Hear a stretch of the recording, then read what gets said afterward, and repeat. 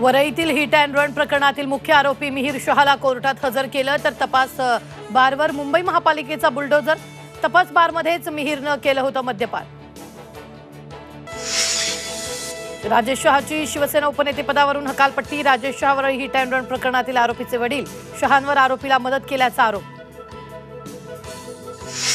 सरकारनं भुजबळांना माझ्या विरोधात उभं केलं, मनोज जरांगेंचा गंभीर आरोप। आज धाराशिवमध्ये जरांगेंची शांतता रॅली।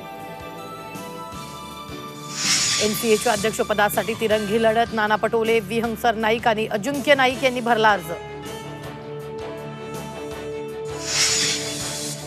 उत्तराखंडच्या चामोलीमध्ये भूस्खलन। बद्रीनाथ हायवेवर डोंगर कोसळला।